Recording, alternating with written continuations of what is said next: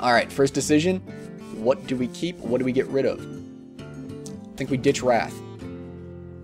And I think we hold these. So we're looking at, we've got the coin because we're going second. Knife Juggler on turn 1, and then Murloc Tidecaller, Murloc Raider. Gets 2 shots off on the Knife Juggler. Hopefully he played something so that it gets hit. I like that. Blood Mage Thalnos is a card people will oftentimes overreact to as well. Got a Charger coming out. Alright, bring it on. Bring it on, Voidwalker. Ain't got nothing on my Knife Juggler. We are Drewlock. Hear us roar. He's probably already confused. He's probably already a little bit, what's going on?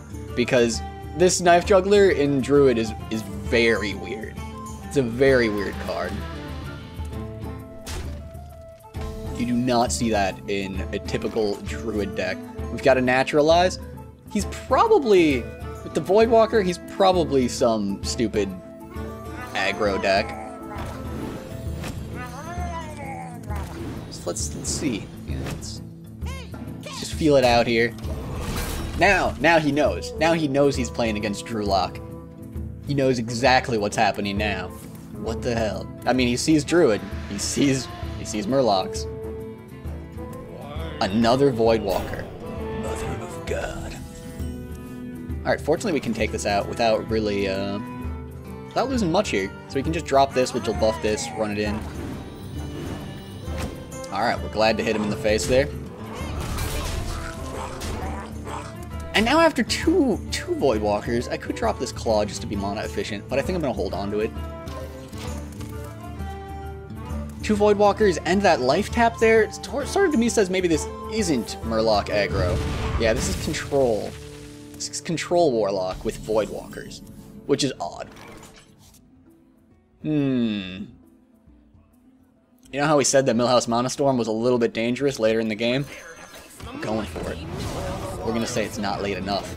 Get at us. Get at us, bro. What are you gonna do? Are you gonna burn removal on Millhouse Monostorm? I bet you are. We're a little bit hosed. We are already a little bit hosed. That Hellfire was a huge hit to our momentum. Like, in terms of efficiently climbing the ladder, it might be correct to concede this game at this point. Ready, sir. Probably even is. I would go so far as to say it's probably correct. I'm going to throw Blood Mage Thalnos out there because we need another card. I'm going to Naturalize his Silverhand Knight. The Silverhand Knight is confusing to me, in all honesty. We're going to hold Naturalize. We're going to hold Naturalize.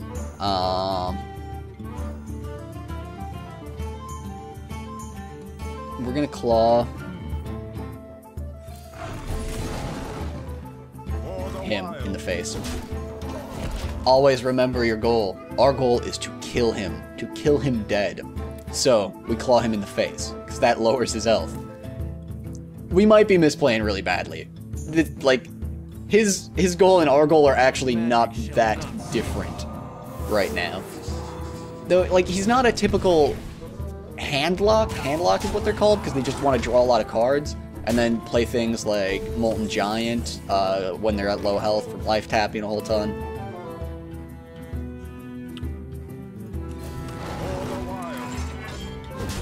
We're gonna need Leroy Jenkins in order to bail us out of this one. This is not going well.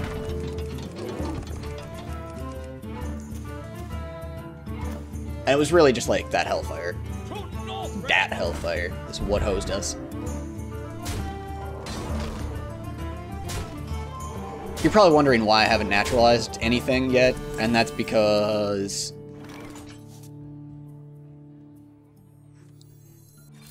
this game is rather over. I mean, that's not a good reason to not do something that's good.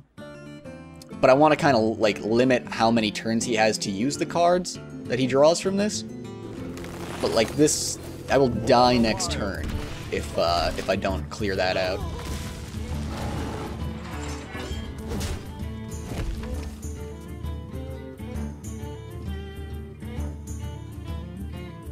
So this is a game that most aggro decks would lose to. Unless they're more so, like, kind of a durable, tempo-based aggression. But even still, even if, like, your goal is to clear your opponent's board and keep dealing damage over and over. Oh, this is a huge unnecessary risk unless he can kill me here. Okay, he does land the Soulfire. I do die. I was like, really, I don't know. I was kind of expecting him to just Soulfire first, if he was going to have lethal. Yay, we got some money. Let's hop into another game, see if we can't see this deck work.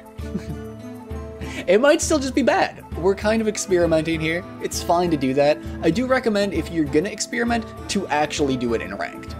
Don't go into casual, because in casual, your experiments are going to run up against other experiments. And that's not a good way to learn whether a deck is good or not. Do it in ranked. See if it's good at your level against the meta that you're playing against, the meta game that you're playing against. And that's just kind of a better way to learn, to find out whether a deck's good or not. And maybe this deck, you know, maybe we learned that it's just bad. But along the way, we learned how to maximize a deck's efficiency still. So, like, maybe the optimal form of Druid Murloc, which we probably still aren't at. Like, I'm not so conceited just to be like, this is the optimal, the only optimal Druid Warlock build.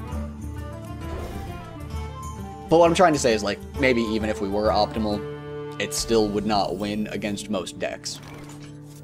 Am I, like... It's not necessarily a bad idea to think of, but it might be a bad idea to play for 100 games on ranked.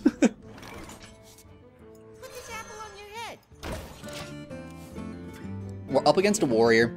Warriors can either do this sort of aggression, like, tempo build, the Reynard warrior, where, like, you've got a whole bunch of cheap cards, they come out, you hit people in the face, they're efficient like Harvest Golem, but Harvest Golem's kind of in every single deck.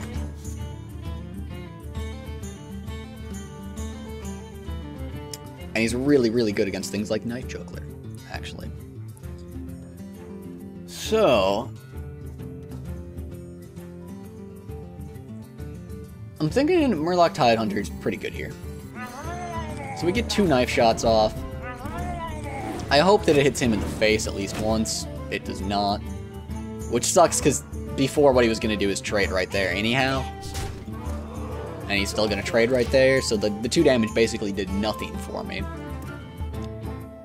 The Harvest Golem, of course, will come back as a 2-1 after it dies. So it's a really efficient minion. It usually goes 2 for 1 against other people's cards. In this case, it was even better because it ate 2 Knife Juggler shots, and I wanted those to go to his face. I probably...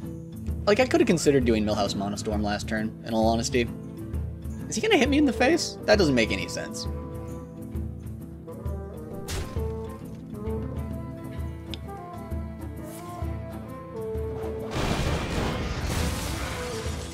Are you gonna Whirlwind again? Now you're gonna Inner Rage my Knife Juggler. I think that was bad.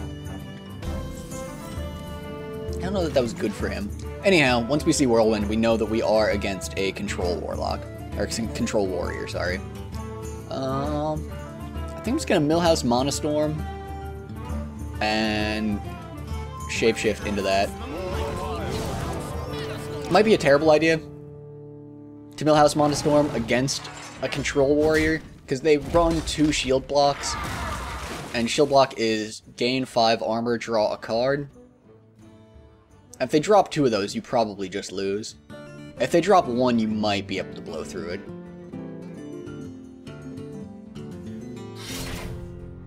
Fiery War Axe, slam. I'm okay with giving him a 0 mana slam. He's probably got the removal for my Millhouse Monostorm. Well, okay, that could have been worse. Millhouse Monostorm still, you know, burnt half of a Fiery War Axe and dealt 4 damage to him. I'm okay with that performance. But now I kind of feel out of cards that I want to just drop into a Fiery War Axe. I think I just... Oh... I think I might just have to drop this as a Panther into him. Shapeshift, run into him. And yeah, it'll get cleared by the Fiery War Axe, but what we're really trying to do is make it so that Murloc War Leader has an opportunity to get onto the board.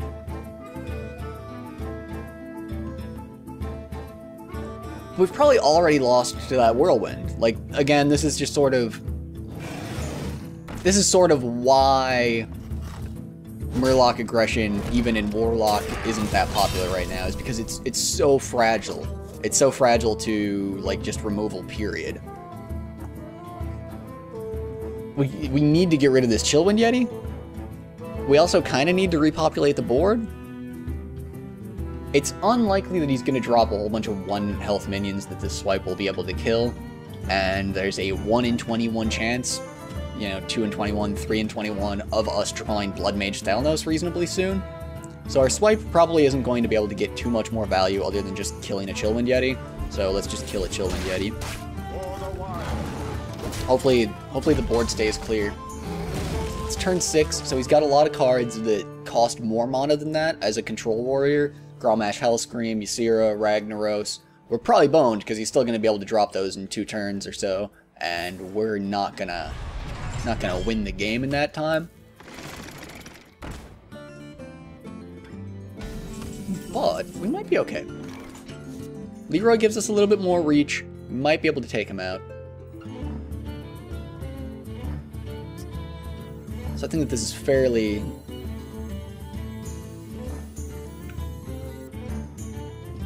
I was gonna say it's fairly obvious, but now I'm hesitant again. I think actually we should hold off 1 turn and drop all 3 of these at once. On this turn, I don't know that we Leroy Jenkins. We probably do. We probably just, like, hit that and then Leroy Jenkins and hit him. We might ignore the Harvest Golem even, because next turn we're going to have a whole bunch of durable minions with like 4 health minimum if we drop all 3 of these. So I think we ignore the Harvest Golem. It won't be able to kill any of them on its own, and we just go for the attacking to the face approach here.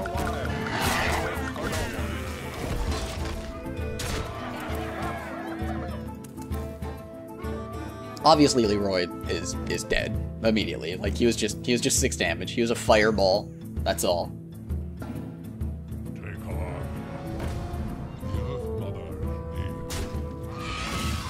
Cairn Bloodhoof, kind of a downer.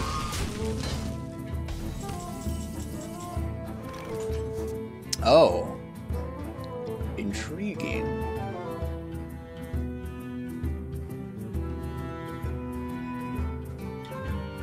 I think it's better to drop these 3 and hold Cold Lights here to drop onto whatever's left over next turn. Also, if we draw any other Murlocs,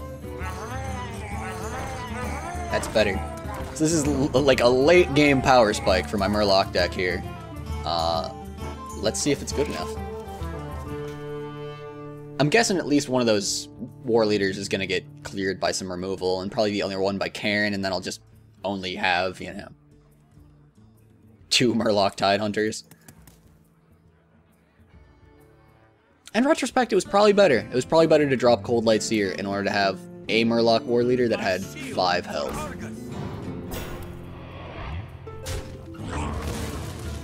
Which, turns out, would actually have died to Cairn anyways.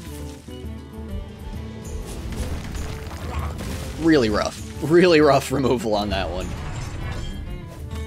Those both survive with 1 health. And with that, we are so boned. This is not possible to come back from at all. We don't have card draw. He's got 3 cards in hand, and there's nothing we're going to be able to do to remove that board.